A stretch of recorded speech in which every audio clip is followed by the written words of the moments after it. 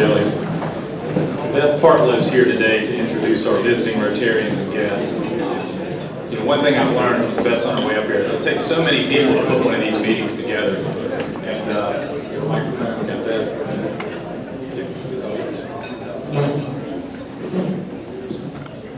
Good afternoon. We have two visiting Rotarians with us today, T.R. Parrish from the Lexington Club. Okay, back in the back. And Emerson Smith from the 5 Points Club. I know we have at least one Rotarian with a guest, so if you have a guest, please stand with your guest and introduce yourself and your guest. I have one. I'd like to introduce. I'm Jerry Bright. Today I have with me, once again, Odessa Brinkman.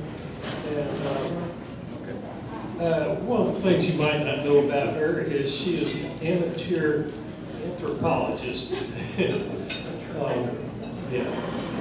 Archaeologist. And they have found a site over in Casey that the Fort Congaree used to be. And they found evidence of fence posts, lots of pipes that were used back in the day. And they've also been on history detectives, so they're semi-famous.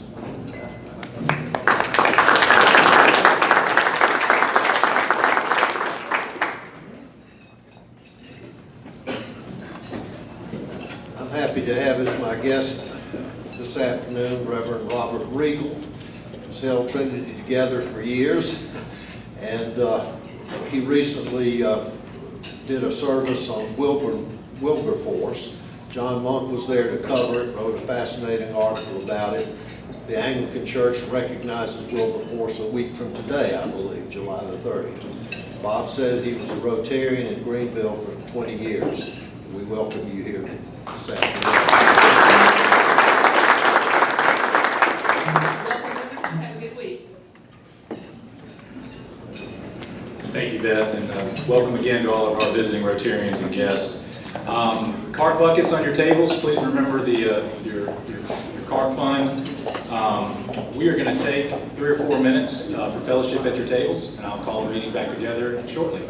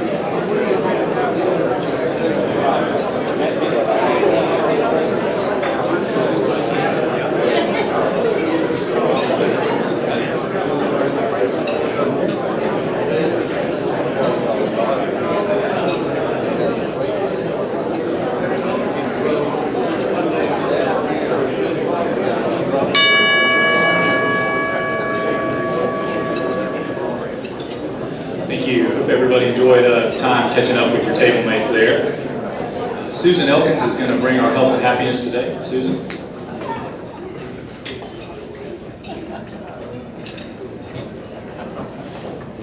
Well, we'll lower it just a little bit. Good afternoon, everybody. Good afternoon. Thank you very much, President Stephen. I hope all of you are very healthy and happy today as we're here at Rotary to be the inspiration. To be the inspiration to others in the club and throughout the community. So we have several health and happiness notes from our members to share with you today. And first I'll discuss and share some information that's not quite so happy, and then we'll move on to happier things.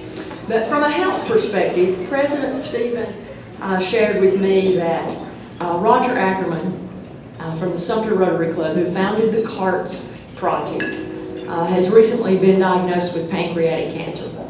And past President John just gave me an email that Roger actually sent out to his family and special friends. So let me read that email to you first.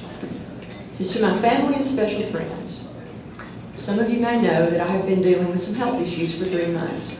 It was primarily pain in my back and chest. I've had so many tests and nothing revealed the cause of my pain. Deanne and I spent July 5 and 6 at the wonderful Emory Clinic in Atlanta. On July 9, one of my doctors called to tell me it was pancreatic cancer. We called their children. My family is suffering as I face the end of life. I've waited to write you because my doctor here and Emory wanted me to have a few more definitive tests. The plan is to try to get me as comfortable as possible, so what time I have left will have some quality to it. I'm taking some strong pain medicine, but so far it has not relieved me. Hopefully we will find the right one. I've had a wonderful 86 years. Recently, several friends have commented that I am always smiling. Always smiling. Keep that in mind as I finish my remarks. Well, I've had so much to smile about. I've been so blessed. Dying does not scare me. Pain does. I hope to speak with some of you and perhaps visit, depending on my pain levels. Your love and friendship means so much to me. Sincerely, Roger." Now, as President John reminded me that one of Roger's last goals, that will now truly be one of his last goals, is to see us raise $1 million for the CARTS project in this 20th anniversary year. So please remember Roger today as you contribute to CARTS, and hopefully we can all be a part of making Roger's goal of $1 million for CARTS be a reality while he's here with us. So with that said, one other sad note before we move on to happiness and smiles. Rusty DePass reminded us this morning, or shared with me, that Kathy Kennedy's mother-in-law, Rick Kennedy's mother, Jane Kennedy, passed away Saturday, and that no arrangements have been made at this point in time. But he asks that we certainly keep the family in our thoughts and prayers. Now, moving on to a few lighter, happier notes. Carolyn Matthews, as she came in, shared with us that she had just returned from a Wyoming trip. And she said, you know, if I'd known it was that beautiful when I was young, I'd have found a way to make a living out there.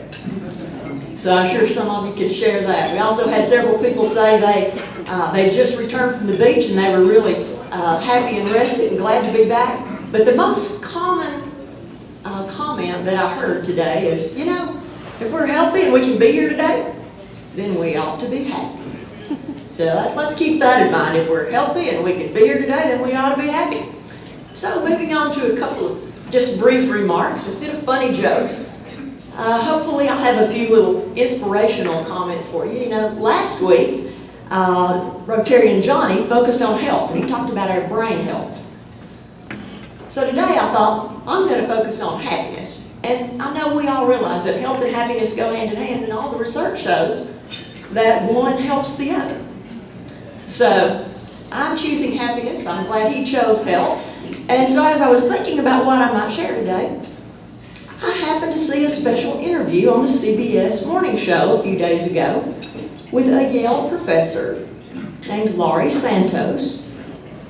And her interview with CBS Morning was about her course that she's developed at Yale on keys to happiness.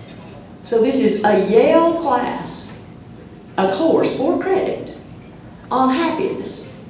And this class has the largest enrollment of any class in the history of Yale. So I found that quite amazing. So the largest enrollment of any class in the history of Yale. So they decided that they'd put the class online. And the online class has had over 138,000 students enroll. 138,000 students enroll in this online class, and it is free. So you can enroll too. We all too can be Yale students in this free online class on happiness. And we scratch our heads, but we think about, what is one of the greatest things we all search for? No matter who we are, and it's happiness. So I thought today I'd share with you a little bit about Dr. Santos' class. So it begins with a survey. So everybody in the class takes this survey, and the title of the survey is the Authentic Happiness Survey. So everybody gets to go through all the questionnaire and check off the things that they think makes them happy. Then Dr. Santos looks at the questionnaires, and they proceed through the course syllabus with 4 key points for the course that I want to share with you today. Now, of course, Dr. Santos gives homework on these 4 key points. So, working at a university for 30 years, it would be most appropriate for me to give homework too. So, I want you to think, as we talk about these 4 key points from that online course that over 138,000 people have taken. So, step 1, according to the professor, is you must change your mindset. Change your mindset, because your circumstances are probably fine. You just need to retire the way you behave in your unhappy state. Or, another way to put it, as the old quote from Abe Lincoln goes, most folks are usually about as happy as they make up their minds to be. Okay, so number 1, change your mindset. Make up your mind to be happy. Number 2, change your actions. Change your actions by making more time for other people. For other people with real social connections. Don't just connect with social media or on the phone. Actually talk to people. And focus on others, not just yourself. Not just yourself. So number 2, change your actions. Number 3, be grateful. Be grateful. Take time for gratitude and stop that complaining. Stop complaining, be grateful.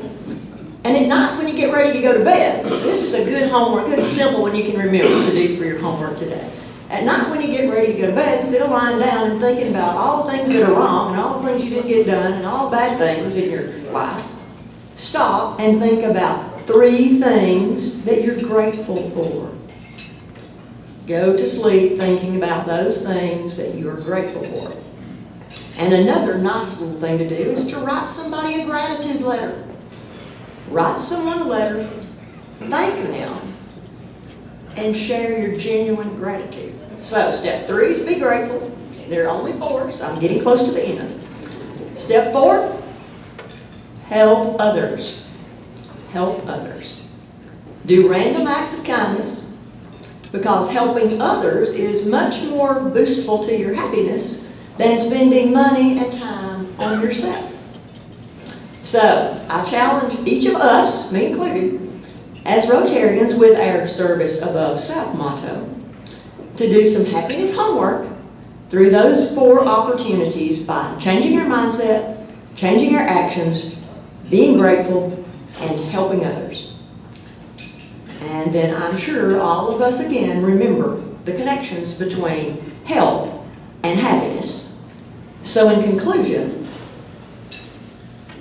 put a smile on your face, and be happy, because nobody can make up your mind to be happy but you. Thank you very much.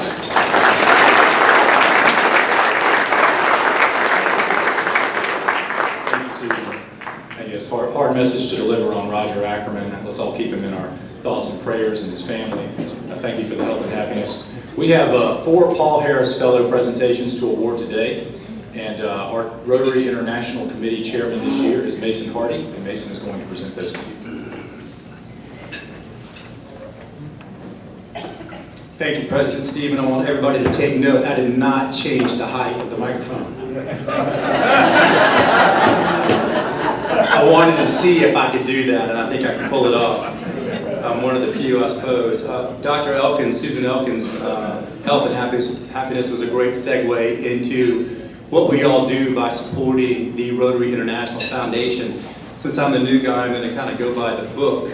But benevolence and helping other people's lives on a daily basis is what gives me happiness. I hope it does for you all. If you're sitting in this club as a member, I'm sure it does. But this is part of the work that we do internationally, beyond these walls, beyond these city lines, and beyond these state borders.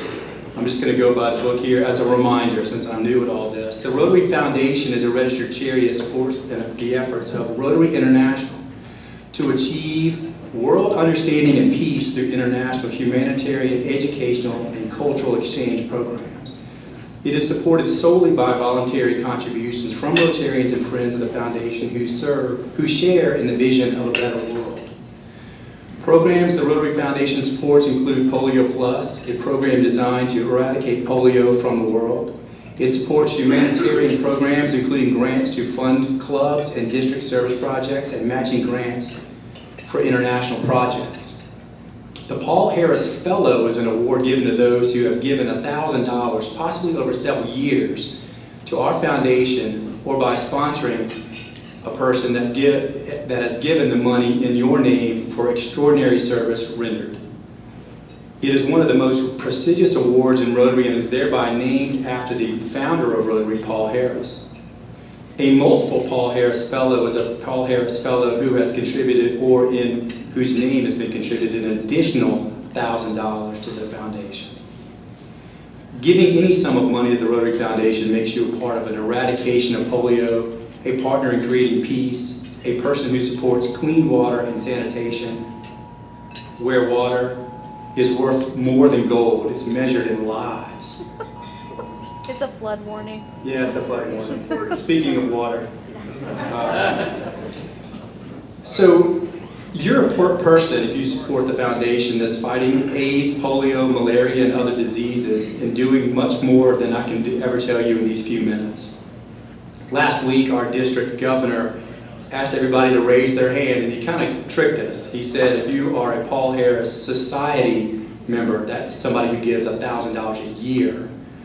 Well, a lot of people raised their hands but didn't realize what $1,000 per year versus Paul Harris Fellow, which is someone who has contributed $1,000. So now I'm not going to trick you. If you are a Paul Harris Fellow and have contributed $1,000 to the International Foundation, please stand up and be recognized.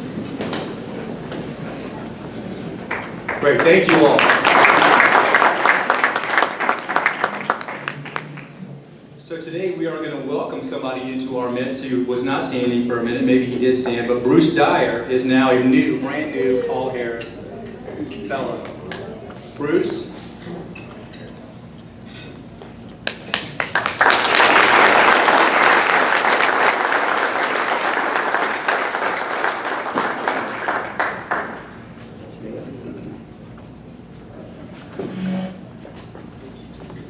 We have 2 others who are recognized for multiple Paul Harris Fellows. This is Paul Harris +2, Rusty DePass.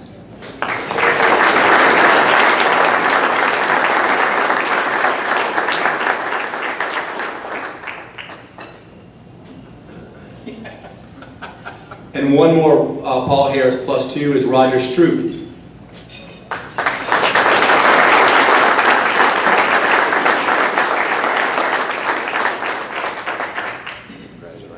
And last but not least, with the Paul Harris +3, Robert Weston.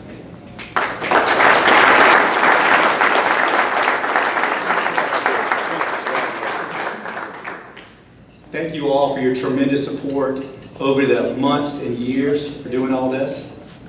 Photo.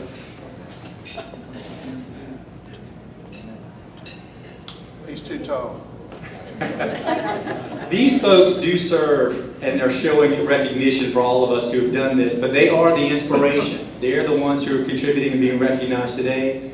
You can continue to be the inspiration. Every quarter, we ask you all to give at least $25. That would take 10 years to be another Paul Harris Fellow recognized person. So do double the effort. Try to give $50 per quarter if you can. Give $100 per quarter. Every bit helps. We're getting so close to ending polio. Thank you all for your support.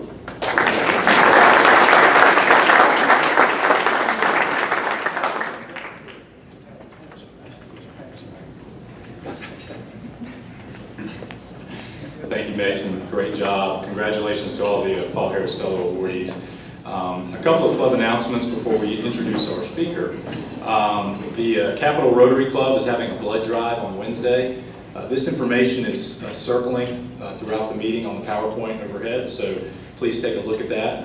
If you want to go out to Ameris Bank at noon on Wednesday and support the Capitol Rotary Club, I encourage you to do so. The fireside chat that we have scheduled for a week from today is still on at the Kings Grand Clubhouse at 6 o'clock on Monday, July 30th. So please, please attend, or please RSVP to me if you have not done so. And lastly, our first board meeting of the year is going to take place this Thursday at 8 o'clock at Eggs Up Grill on Divine Street. So if you are a board member, please make sure you are there. And now I'm going to invite Ken Childs up to introduce our speaker. Ken?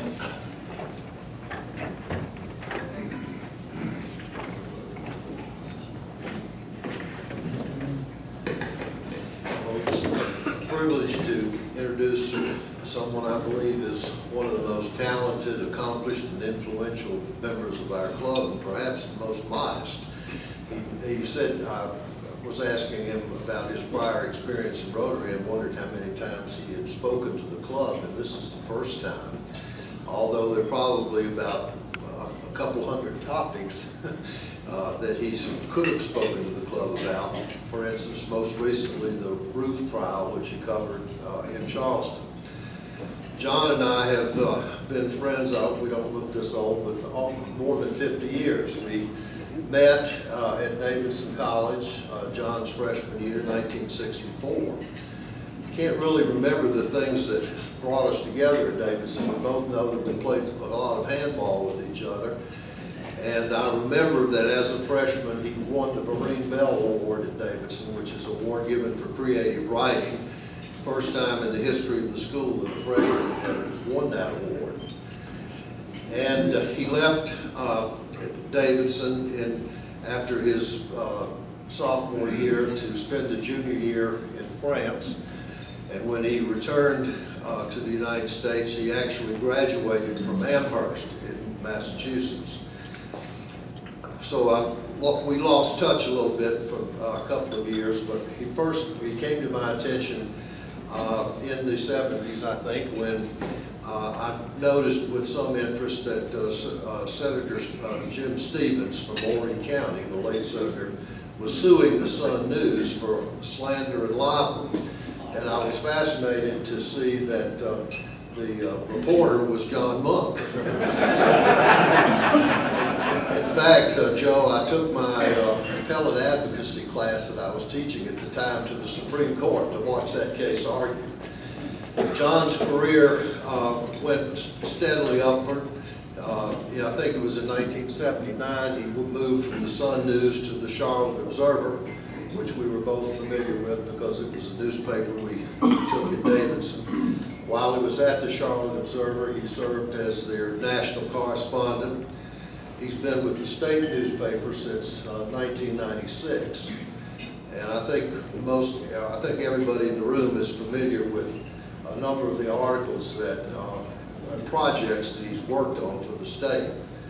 I was interested to learn at Davidson that his father was a partner at the Hogan and Hartson firm, which is one of the most prestigious law firms in the country. It's now Hartson and Lowell, I think. And that's a South Carolina firm. Frank Hogan was from Charleston. Jimmy Burns also was associated with that firm at one time. Hogan is famous for telling Burns that the best friend a lawyer can have is a rich man that's scared.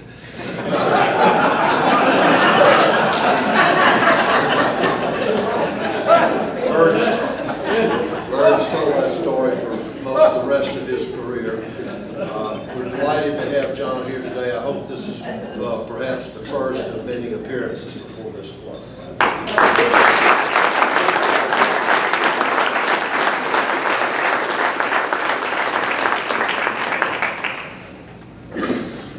I have to pull it down. Thank you, Ken. It's a great honor to be here. I have to say, Ken, yes, we do look that old.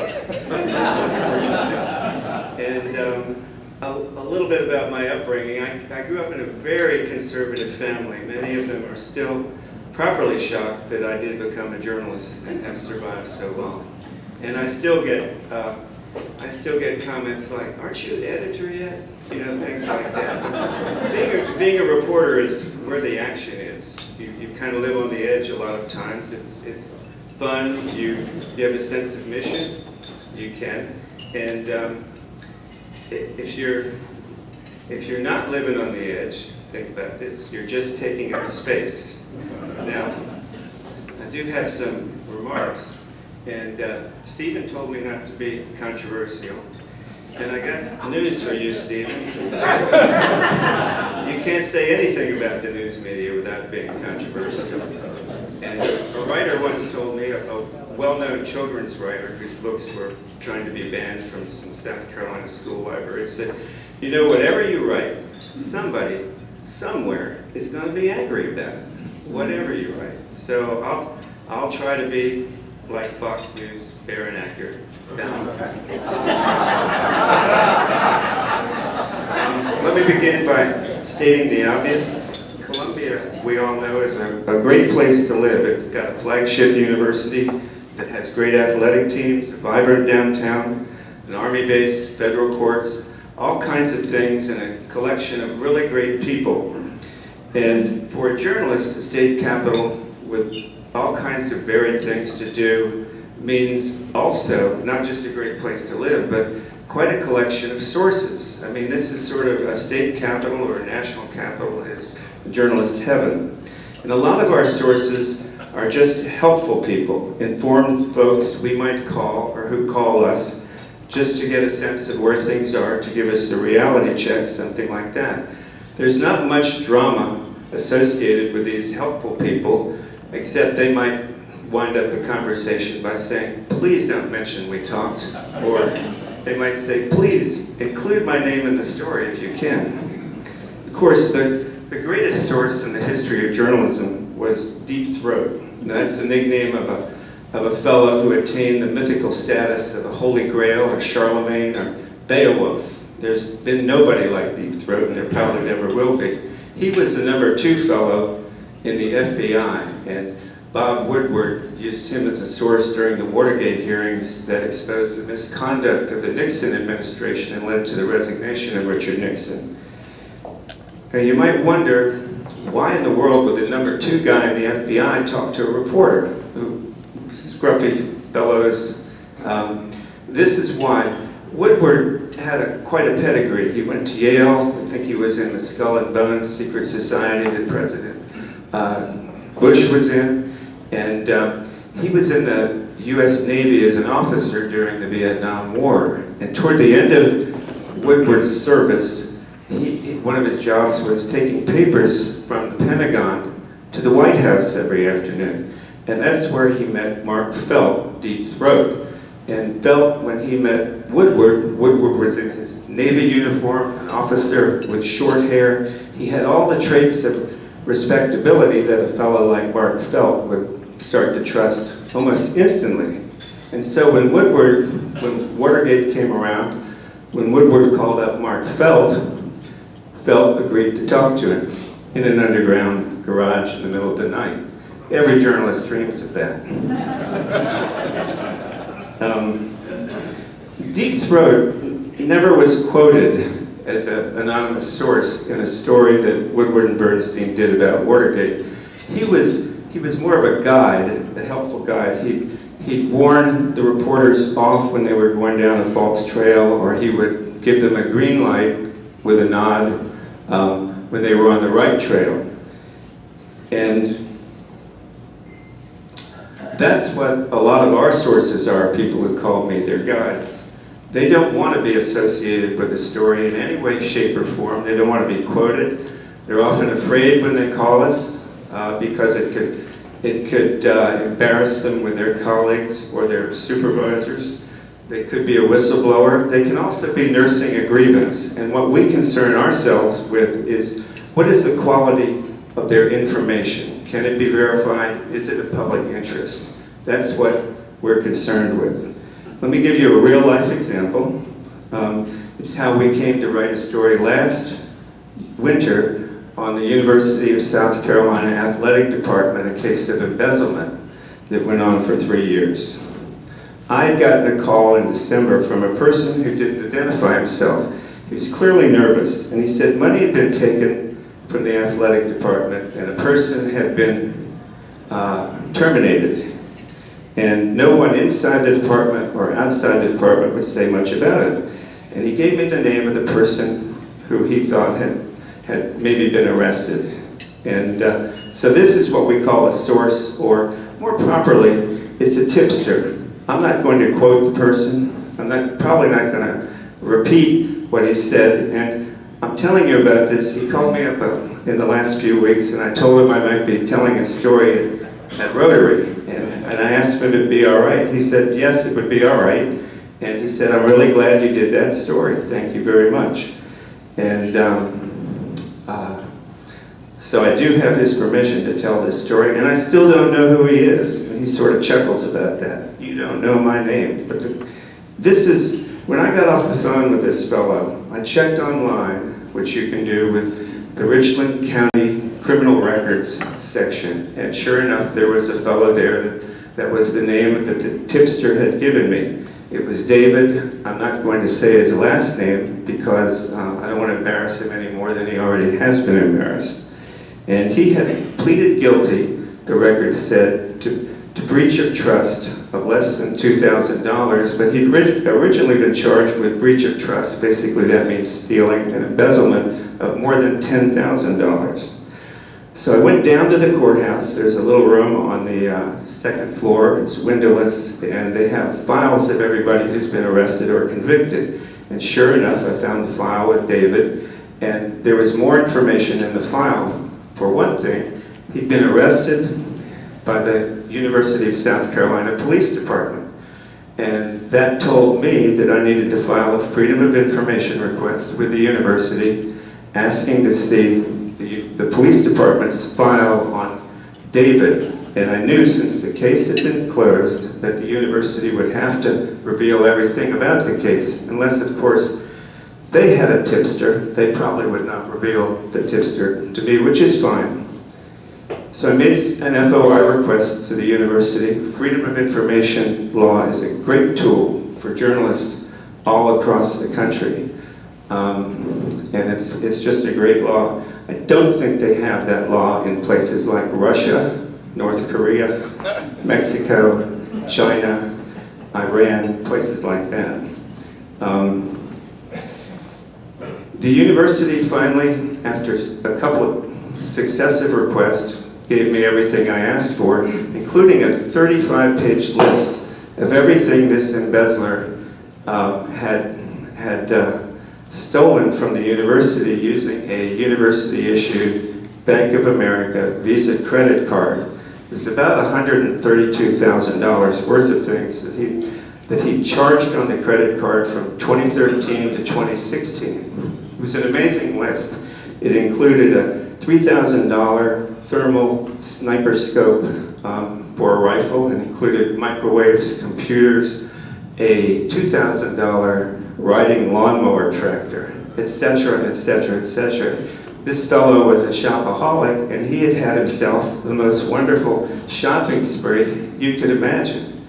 Now, if I, at my place of employment, was charging at the rate of $3,600 a month, which is what this fellow was doing for 3 years, I would have auditors and my editors swarming at my office, you know, a couple of hours after I submitted the expense account. And I don't know where you work, but ask yourselves if you could charge $3,600 a month on your company's credit card for lawnmowers and microwaves and flat screen TVs and video game consoles.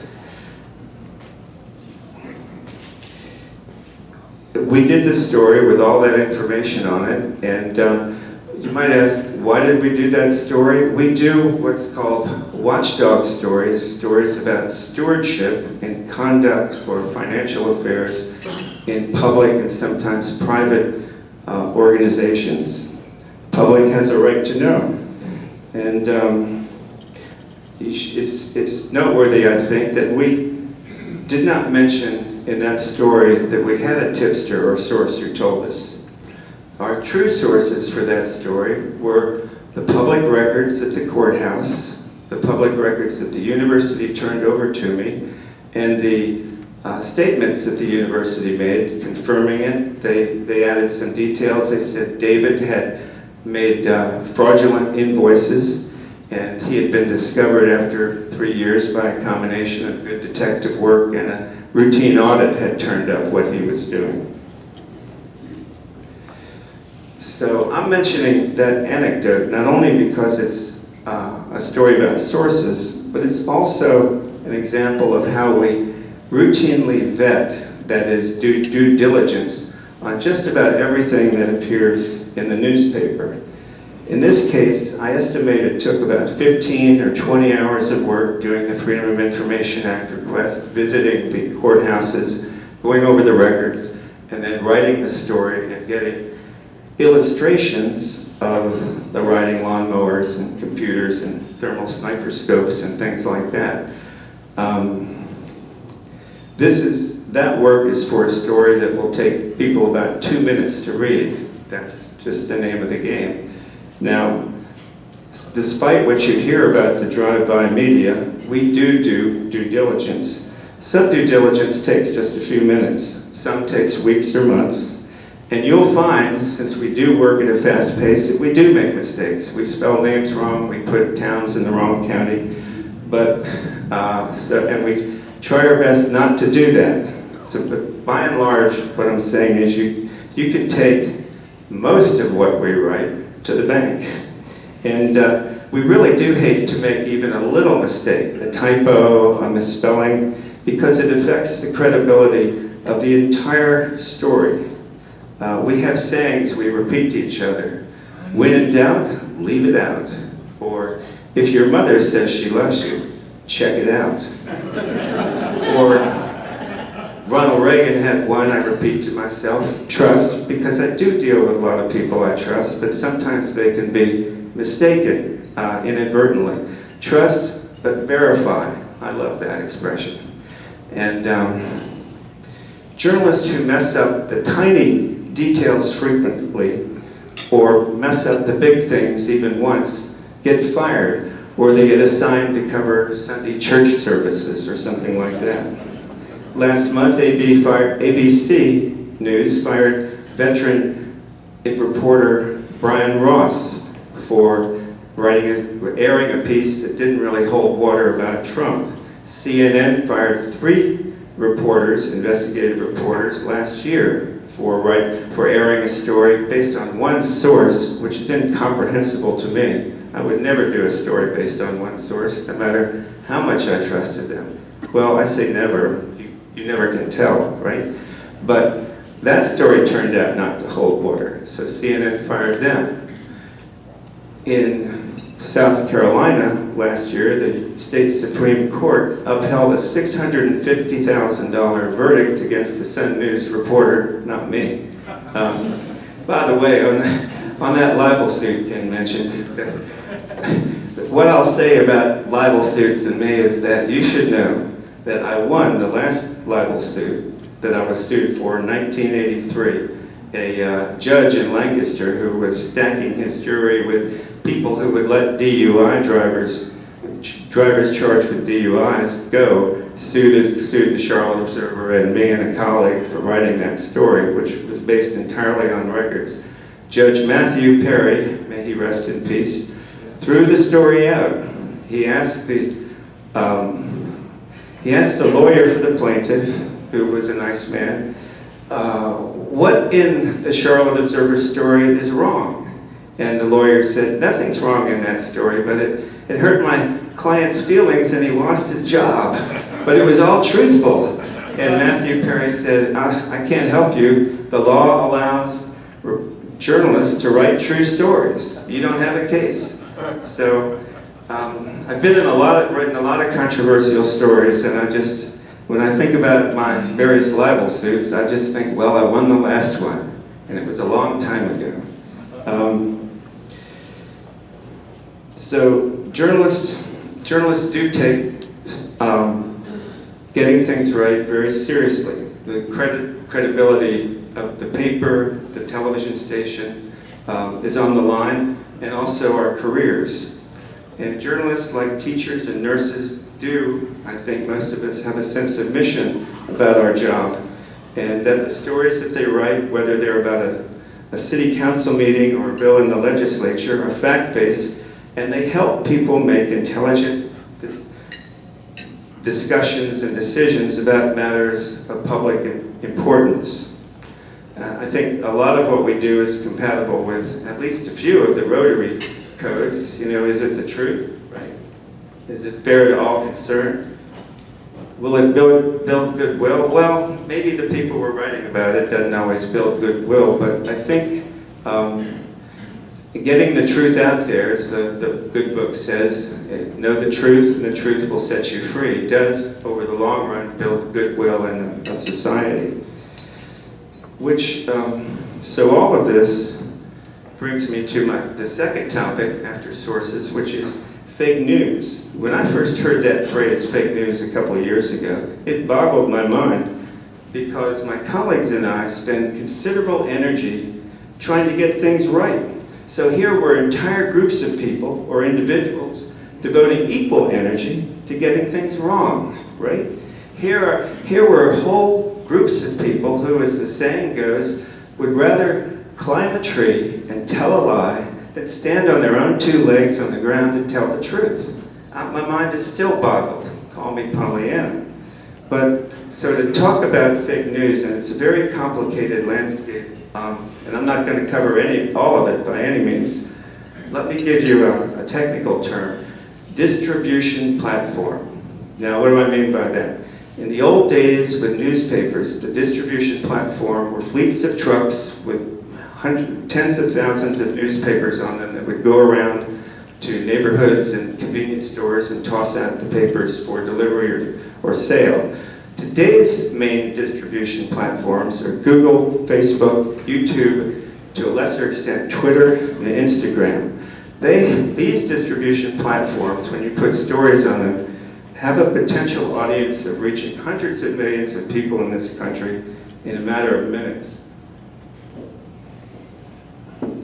And today's newspapers, the State, the Post and Courier, you name it, which are focusing on digital audiences, get our digital products distributed on Google and Facebook primarily. A very small percentage of our digital audience reads our stories on what we call our home page. Don't ask me how it works, but they read a lot of our stories on Google and Facebook, or through Google and Facebook. And we reporters are taught to embed search terms in stories and do other things so stories will get distributed and get good play on Google and Facebook. A lot of people who study the media are very worried about Google and Facebook having what amounts, as some people describe it, to almost a stranglehold on the distribution of news stories in this country. And that social media is what makes fake news so dangerous, because on the social media, fake stories can spread like wildfire, and the most outrageous falsehoods can be made to look like truth or presented in a fashion that snares the gullible. Here are three quick examples. The Russian troll operation in St. Petersburg, which was exposed by Special Counsel Robert Mueller back in February. It's an amazing document. And if anybody wants to read it, it reads like a spy novel. And it's full of great detail. You can email me at jmonk@thestate.com. I'll be glad to send you a digital copy, as well as Mueller's latest indictment of the 12 or 13 Russian military intelligence agents working out of Moscow, as well as, well, that's not his latest indictment. His latest indictment, which came late last week, was about the Russian spy here in the U.S., Maria Butina. And again, these are amazingly researched documents, and the detail is exhausted. I cover the FBI and the U.S. Attorney's Office with the federal prosecutors for a living. I've been reading them for years. And these people are very good, they're thorough, they're exhaustive, and the indictments usually contain about 1/10 of what the FBI and the federal prosecutors know. Anybody who is calling the Mueller Special Counsel investigation fake news, and you know who I'm talking about, doesn't know what they're talking about. Mueller is serious, and what the Russians are doing in our country to affect our elections and our voting boards is, I would urge you to pay attention to real news about the developments in that case. There is a fake news site called InfoWars, run by a fellow named Alex Jones, who's a notorious purveyor of falsehoods that many people follow. His latest falsehood was broadcasting reports in early July that the Democrats were going to stage a coup on Independence Day to overthrow the Trump administration. So, and then there are lone wolf fake news people, like a fellow named Cameron Harris, who in September 2016 is a recent Davidson College graduate. One of the things I really liked about Davidson College was its honor code, which I thought was just great because we didn't have one at our high school. And to learn that Cameron Harris, a graduate of Davidson, was a purveyor of fake news was just, again, I still have a little bit of naivety about how the world works, but it was shocking.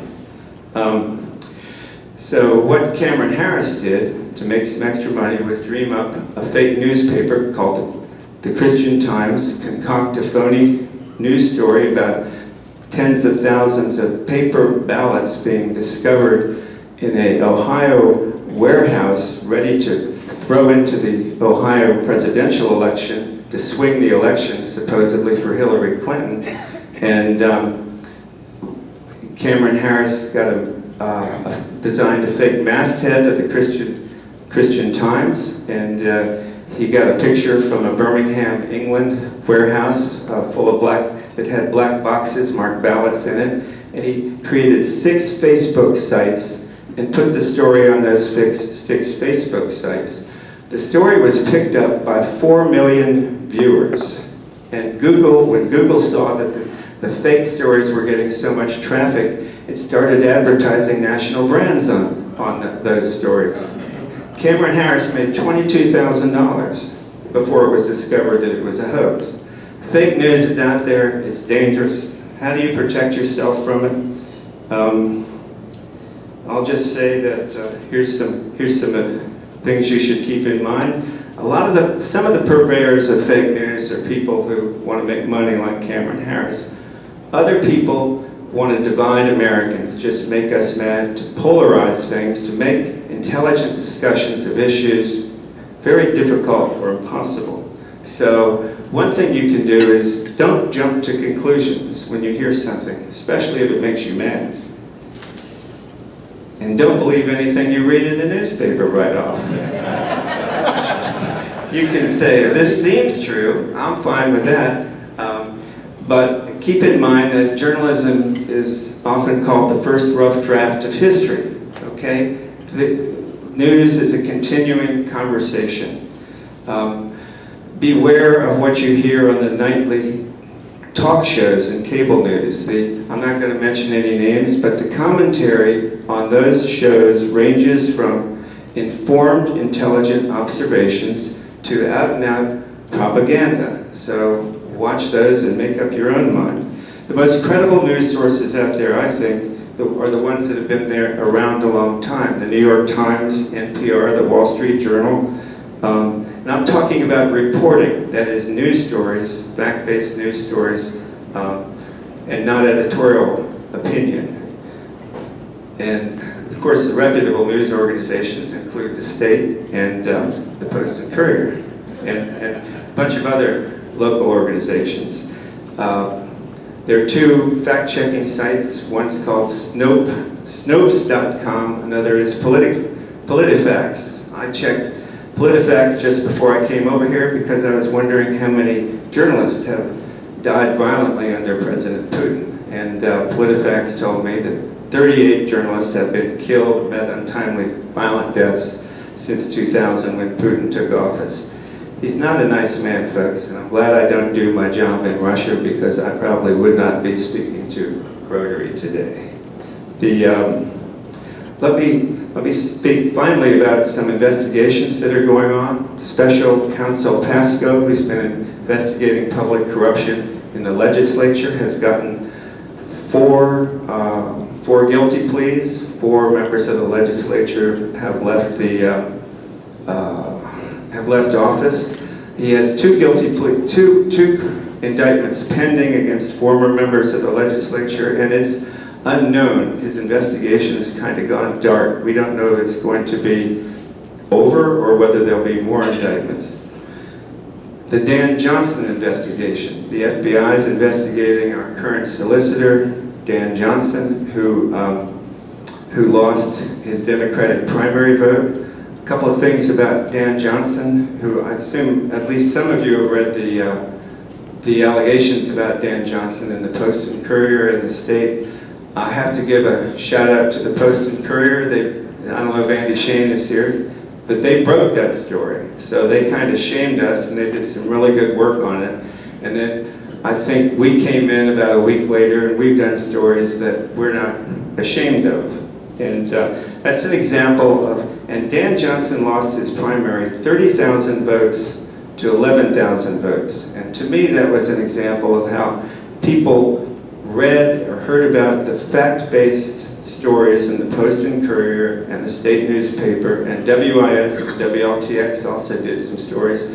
And they made a decision about that misconduct. Dan Johnson had plenty of time to respond to all the allegations that were made, and whatever he said didn't satisfy the public. So getting a little bit facts out there still works, at least locally. The Russians, let me say something good about them, have a saying, one grain of truth outweighs the whole world. And that's been one of the things that's motivated me over my career. The final investigation that's ongoing that the FBI is doing is into Scanlon Santee Cooper's handling or mishandling of the $9 billion nuclear plant fiasco. I wouldn't look for any early action on that, either criminal indictments or civil-based charges. It's just an incredibly complex case. The one thing we know for sure, is that from, I think, 40 to 80 lawyers in South Carolina have been employed by the various witnesses and defendants and corporations in that case, and a lot of lawyers' children are going to have their college tuition paid for due to this. And with that, I'm out of questions, and maybe we have time for, you can ask me anything, that's what I do, so.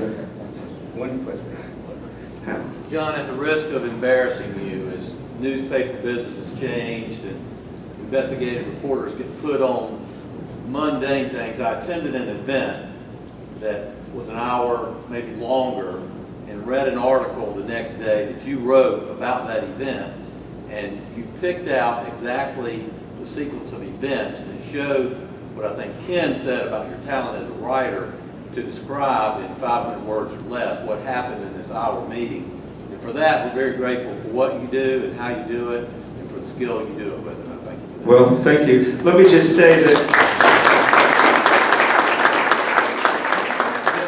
I often wonder about that and what makes a journalist. And I think the good ones among us are sort of like sketch artists. We work in black and white or pencil, and not the full range of colors that a writer of a nonfiction book might write, but just like a good sketch artist. If they do a drawing of Ken or Jim Covington out there, who knows, you'll know exactly who it is. And we work a lot on intuition, but we have to be really fact-based too.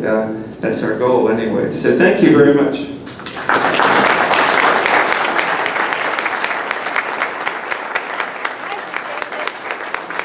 John, thank you so much. I know a lot went into preparing that presentation. You mentioned the four-way test. We give all of our speakers a token that has the four-way test on it. Wouldn't it be a nice thing if all of our public officials and those seeking elected office always follow the four-way test? So thank you, John.